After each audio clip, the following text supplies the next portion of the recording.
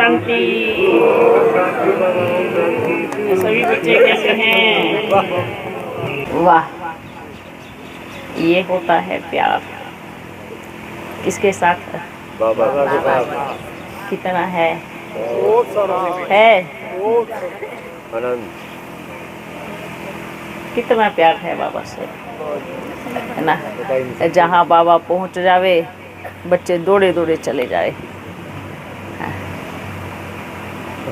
है ना। प्यार है ना। वाह, वंडरफुल बाप के वंडरफुल बच्चे।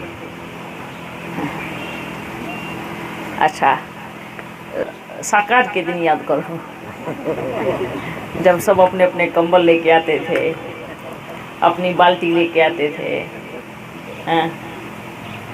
सब अपनी अपनी व्यवस्था करके आते थे। जब उनको याद करोगे ना तो थोड़ी भी असुविधा लगेंगी ही नहीं, है ना।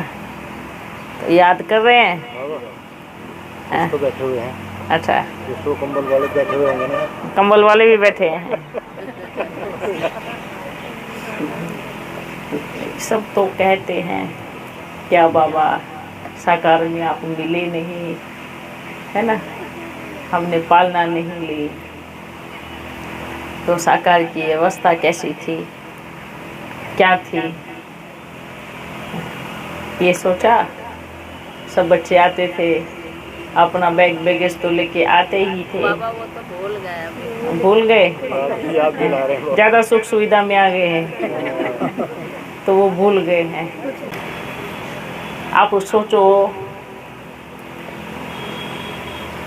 आप बच्चे जितना सोचते नहीं हो उससे ज़्यादा आपका प्रोग्राम हो जाता है ना। ये सिर्फ आपकी सोच है, और जिस दिन बाप की सोच चली जनसंख्या गिनी नहीं जाएगी। जिस दिन चली, बाबा ने कहा आप अपने बच्चों को संभालो, है ना। बड़ा गेट खुल गया। लेकिन जब बाप के आएंगे तो क्या करेंगे? छोड़ छोड़ के चले जाएंगे? हैं? क्योंकि बाप के तो हजारों में नहीं आएंगे ना, लाखों, इसमें आएंगे, करोड़ों में, लाखों में आएंगे। पहले लाखों में आने दो, है ना। संभालने के लिए। करोड़ों में बाद में देखते हैं ना। पहले देखो बच्चे, जहाँ बड़ी दिल है ना वहाँ हजूर हाजिर है, और जहाँ मजबूत वाला संगठन है ना वहाँ बाप बच्चों की मदद करने के लिए स्वयं हाजिर हो जाते हैं। संगठन में तू मैं या डिस्टरबेंस करना एक दो को, तो वहाँ बाप की मदद कैसे मिलेंगी, है ना। तो हमारा संगठन कैसा होना चाहिए, संगठन की ताकत कैसे होनी चाहिए, कैसे हमारे शब्द होने चाहिए। बाबा को इतने बच्चे कितनी गिलानी करते होंगे, करते हैं ना, लेकिन बाबा ने कभी कुछ कहा है ना?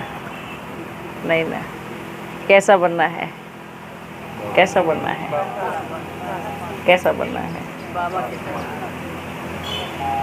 तो अब सब बच्चे चेक करें कि कितनी परसेंटेज में बने हैं।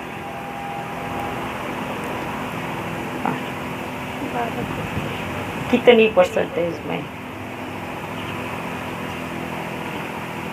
हम आपस में, क्योंकि सतयुग आ रहा है ना, सतयुग में सब एक भाषा, एक मत, एक राज्य है, और बहुत प्रेम होगा, प्यार होगा। तो वो जो संस्कार है वो यहीं से ही जाएंगे ना अंदर, यहीं से ही जाएंगे, या सतयुग में ही आएंगे? यहीं से जाएंगे। बाप आया है बच्चों को हीरा बनाने के लिए, तो क्या करना है, क्या करना है? वो जो संस्कार है ना वो अभी ही धारण करने हैं, ऐसा नहीं है कि सतयुग में जाएंगे तो सतयुग में संस्कार धारण हो जाएंगे। सतयुग में तो सिर्फ कैसेट बजेगी। रिकॉर्ड कहाँ होता है? रिकॉर्ड कहाँ होता है? संगम पर। कैसेट कहाँ बजती है? सतयुग में पूरा कल्प बजती है, पूरे 5000 कल्प बजती है। तो अब क्या करना है? आत्मा की जो कैसेट जो बीच बीच में कभी कभी डिस्टर्ब हो जाती है ना, फंस जाती है, तेरे मेरे में अटक जाती है, फंस जाती है, फंस जाती है ना। आवाज़ नहीं निकलता, और निकलता है तो तोड़ फोड़ करता है बड़बड़ आती है ना। ये तो निकलता ही नहीं, जब मुंह सूज जाता है, और जब निकलता है तो कुछ भी बोलते हैं। क्योंकि ड्रामा बड़ा कल्याणकारी है, ठीक है। ये संगम क्या है? सीख भी रहे हैं ना, है ना। कुछ गलती होती है तो फिर उसको क्या करते हैं, बोलते हैं ना, गिरेंगे नहीं तो उठने का अनुभव कैसे होगा, है ना। जब गिरेंगे ही नहीं, लगेगी ही नहीं तो उठने का अनुभव कैसे होगा। तो क्या करना है? अनुभूति जरूरी है। जैसे जिसको प्यार होता है तो इसका अनुभव होता है, बाबा से प्यार का अनुभव होता है ना। बिना अनुभव के कौन आएगा, कौन ठहरेगा, कौन रुकेगा। तो ऐसे ही अगर हमसे थोड़ा भी ऊपर नीचे होता है तो ये सोचना है, क्या सोचना है कि अगली बार मैं और बहुत अच्छा करूँगा, है ना। जैसे शुरू में भी जब कोई वाहन चलाते हैं तो गिरते हैं ना। अगर आप साइकिल चलाओगे पहली बारी, एक दो बार लगेंगे, गिरेंगे, फिर क्या करेंगे? फिर उठेंगे, फिर चलेंगे, ठीक है। तो अब क्या करना है? क्या करना है? अगली बार और बहुत अच्छा करना है। लेकिन अच्छा करने से पहले हमें हमारे अंदर सुनने की भी शक्ति होनी चाहिए। ऐसा नहीं कि सुनाते जाओ, और जब सुनने की बारी आवे तो क्या बोले, मैं नहीं जानता, मैं सुनूंगा ही नहीं, मैं आपकी बात ही नहीं मानूंगा, मैं आपकी बात क्यों मानूं। ऐसा नहीं होना चाहिए। ये संस्कार अच्छा नहीं है। ये संस्कार खुद भी दुखी करता है और दूसरों को भी दुख देता है। तो और हम है कौन? बारी बारी बाबा क्या बोलते हैं? सुख दाता बाप के सुखदेव, सुख देने वाले। और हमारे शब्दों से किसी को दुख पहुंचे तो ऐसा लगेगा। तो जब भी प्रोग्राम करते हैं तो जो अनुभवी है उनका भी सलाह लेना है, ठीक है। व्यवस्था अच्छा देखना है, लिस्ट बनाओ, कहाँ से कितने बच्चे आ रहे हैं, लिस्ट बना करके रखो, फिर उनकी व्यवस्था करना देखो, है ना। इसलिए बाबा क्या बोलते हैं? बच्चे बोलते बाबा उधर आओ, उधर आओ, उधर आओ। बाबा बोलेंगे आएगा, आने से क्या होगा, बुलाने से क्या होगा। इतना व्यवस्था भी तो होना चाहिए, क्योंकि बाप जहाँ जाता है अकेला नहीं जाता, है ना। आप बाबा को ही बुला रहे हो, बाबा की कुछ लाइन लगी है, उसका क्या होगा? ऐसा नहीं कि हमें तो बाबा से मतलब है, बस बाबा कहीं अकेला जाने वाला नहीं है। इसलिए हर एक बच्चा सोच के रखे, जहाँ मेरा बाबा जाएगा पीछे पीछे पीछे पीछे लंबी क्यों आएगी। तो भविष्य में जो भी बाबा मिलन की तारीख मांगता है, तिथि मांगता है, तो ये सोच करके मांगना कि बाप के पीछे बाप के बच्चों की बड़ी लाइन है और उस लाइन की रुकने की भी व्यवस्था होनी चाहिए। उस लाइन के लिए भोजन भी होना चाहिए। ऐसा नहीं जो सामने है बस हम उसको ही देखेंगे, जो पीछे हैं उनको ध्यान ही नहीं देंगे। हाँ, ठीक है बच्चों, याद रहेगा सबको? पक्का? तो हमें क्या करना है? आप जहाँ पर भी कराओ, बाबा आया ही है हर एक बच्चे को मिलने के लिए, बांडेली माताओं को मिलने के लिए, जहाँ कोने कोने में छुप के बैठी है, नहीं पहुंच पाती, उनसे मिलने के लिए, ऐसे बच्चों से मिलने के लिए जो जगह जगह भटक के थक गए हैं और बोलते हैं अब हम कहीं नहीं जाएंगे क्योंकि हम बहुत थक गए, ऐसे बच्चों से मिलने के लिए, है ना?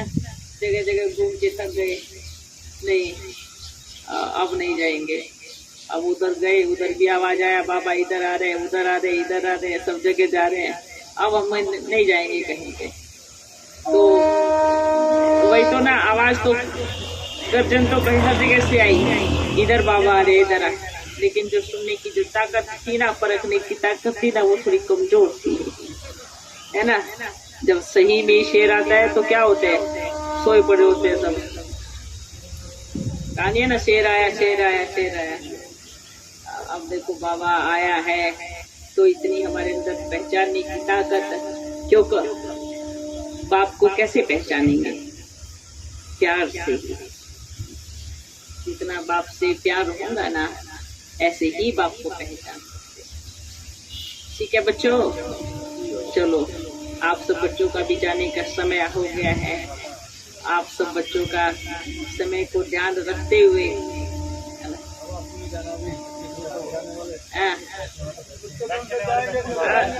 देखो जब बाबा बच्चों को लेके आते तो साथ में जाएंगे ना, हम ऐसे थोड़ी भाई अपन भी पीछे पीछे जाते हैं साथ में। अब ये सोचना है कि यहाँ की प्रकृति को, यहाँ की सभी आत्माओं को बाप ने तो कदम रख दिया है, लेकिन संदेश इतना तीव्र गति से जाए, ठीक है ना, उसको बहुत तेजी से। तो अगली बार क्या करना है? संकल्प क्या करना है?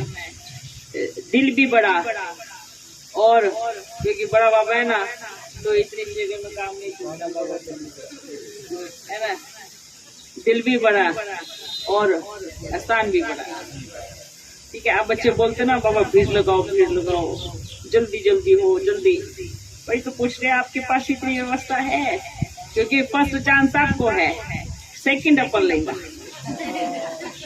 ठीक है? फिर ये तो नहीं कहेंगे ना बाबा हमें तो एक बार चांस तो देखिए, देखते हैं कि हम क्या करने वाले थे। तो ये चांस किसको है? किसको है? बच्चों को है। तो बाप भी जरूर लेगा, ठीक है? अच्छा बच्चों, सबके लिए गोली लेके आओ। जी जी।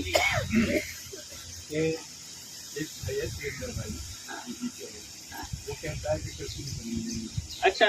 भाई कहता है को नहीं दिया। और आपकी जो नीति 10 की है, तो उसमें लिखा है कि नाम नहीं जाएगा 2 साल और राज तिलक करके ही जाएगा। तो 2036 में जैसे राज तिलक हो जाएगा तभी जाएगा। सिंगम आगे हो जाएगा। देखो बच्चे बैठो,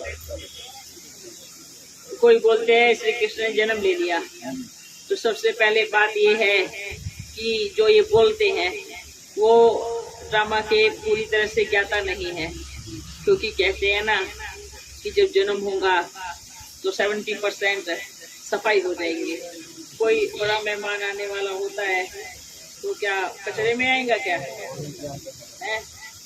कचरे में आएगा? आपको यहाँ का मुख्यमंत्री प्रधानमंत्री भी आता है तो आप कितनी सड़कें धुलाई होती है, साफ सफाई होती है ना। तो बच्चे बोलते हैं कि जन्म ले लिया।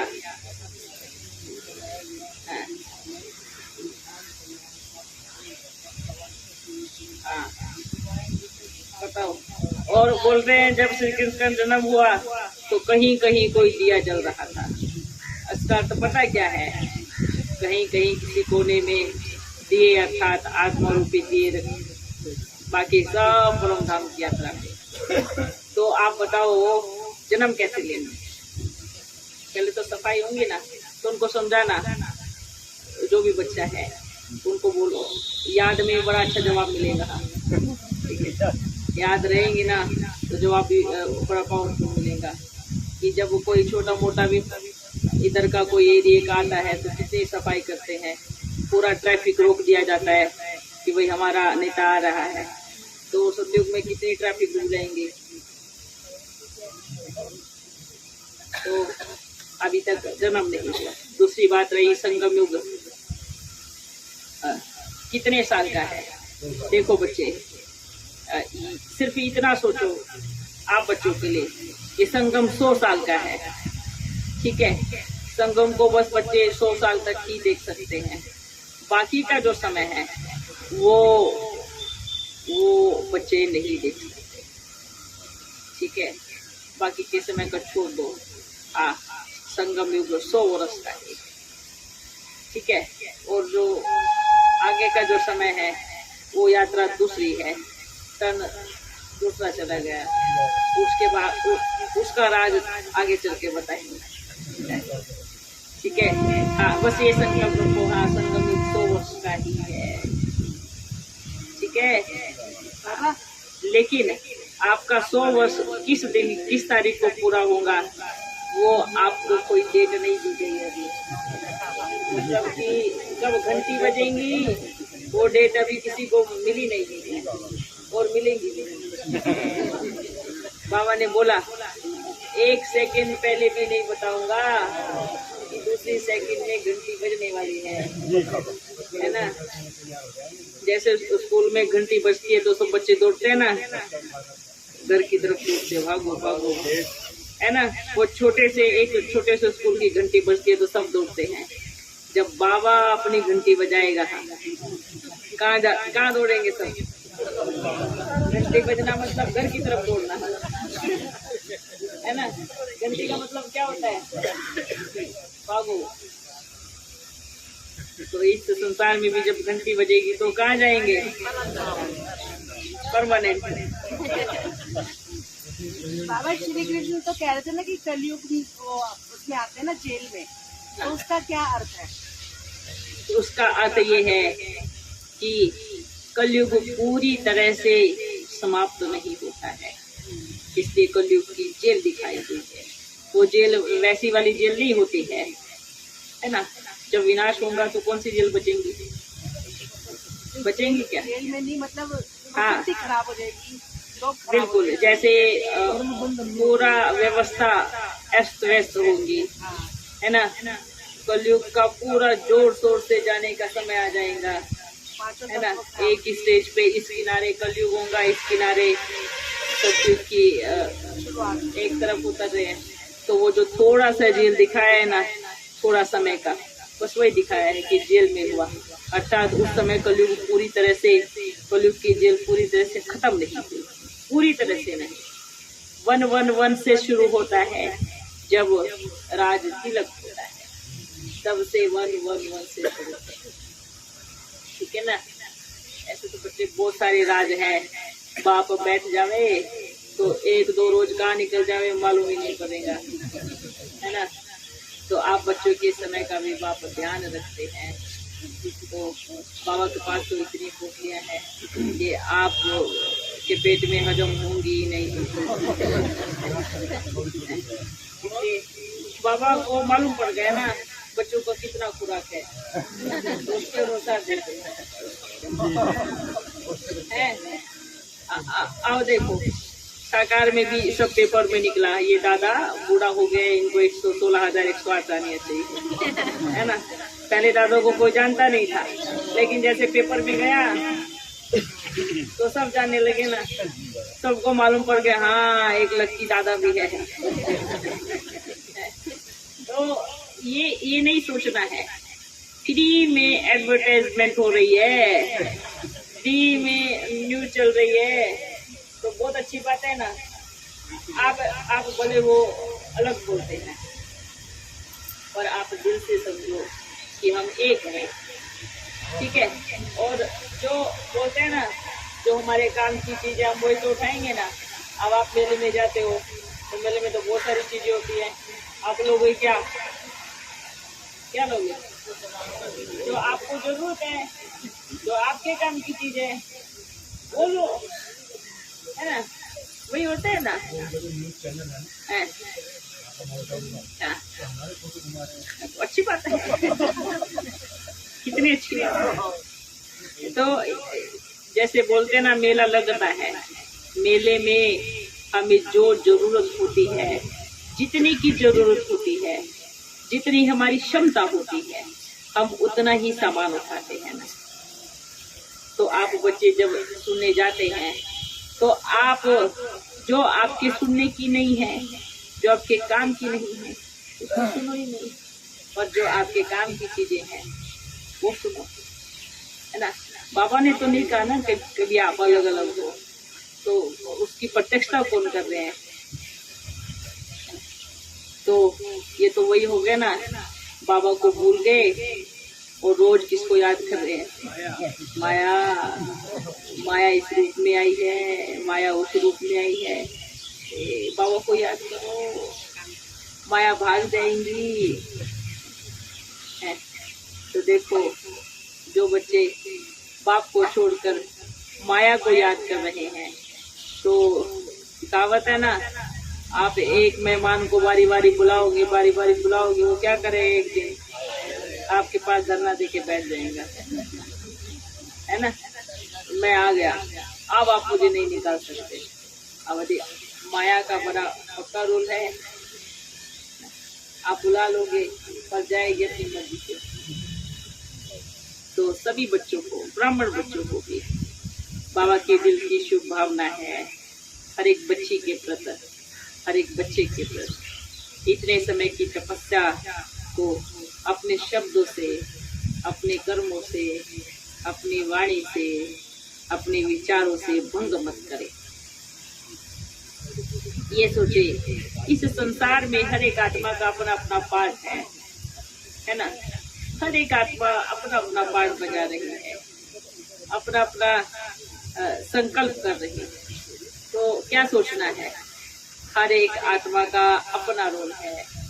मुझे सबको शुभ भावना देनी है, शुभ कामना देनी है, और रोज बाप के मुरली सुननी है। ठीक है, क्या करेंगे? सुनेंगे ना। रोज सुननी है। अगर बच्चियां बोलती है सेंटर नहीं आना, तो कोई बात नहीं, अब अपने घर में बैठ कर मुरली सुनो, है ना। तो क्या करना है? खैर अभी कोई बच्ची नहीं रोकेगी, तो हर एक बच्चा याद रखे कि मुझे रोज बाबा की मुरली कभी मिस नहीं करनी है। अब बच्चे जैसे पहले चल रहे हैं ऐसे चलो, रोज जाओ, रोज सेवा करो, रोज मुरली सुनो, बाबा को याद करो, उसमें परिवर्तन नहीं करना है। ठीक है बाबा, एक दीदी बोल रही है कि ये ओम नमो शिवाय क्यों शुरू कर दिया आपने? कितनी अच्छी बात है। भक्ति बोलो के अंदर, ज्ञान के अंदर कि भक्ति में क्या आप मिक्स कर रहे हो आप लोग? ओम नमो शिवाय का मतलब क्या होता है? मैं अपने खुद को याद करती हूँ। हाँ, तो रोज मुरली में क्या बोलते हैं? क्या बोलते हैं? रूहानी बच्चों की, रूहानी बाप दादा को बड़ा मीठा मीठा याद किया, तो वो ओम नमो शिवाय है। बस भक्ति मार्ग का बोल रहे हैं। हाँ, वो समझने सोचने की फर्क है। ओम, मैं अपने शिव परमात्मा को नमस्कार करती हूँ, ओम नमो शिवाय। ये इसमें कौन सी भक्ति मार्ग है? जो आप मुरली में रोज बोलते हो वो हम हर घड़ी बोलते हैं, वाह मेरे बाबा। तो बाबा तो सबका है ना, तो कोई बात नहीं। हर एक आत्मा का अपना अपना पाठ है, हर कोई अपना अपना पाठ बजा रहे हैं, बस हमें अपना पाठ बजाना है। ठीक है। हाँ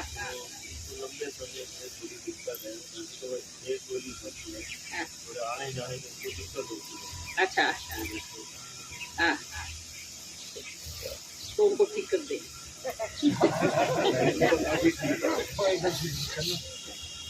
अच्छा, नहीं देखो बच्चे, ये आत्मा का एक छोटा मोटा हिसाब किताब तो इसमें हमारे मन की शक्ति ज्यादा काम है। अगर हमने संकल्प कर लिया कि हमें ठीक होना ही है और मन के संकल्प के सामने शरीर में इतनी ताकत आ जाती है ना, इतनी शक्ति आ जाती है कि बात क्या ताकत आई है। आप बाप के लिए निकलो सेवा पे, देखना अपने आप पैर चलने लगेंगे। जब नशा होता है ना, खुशी होती है ना। अच्छा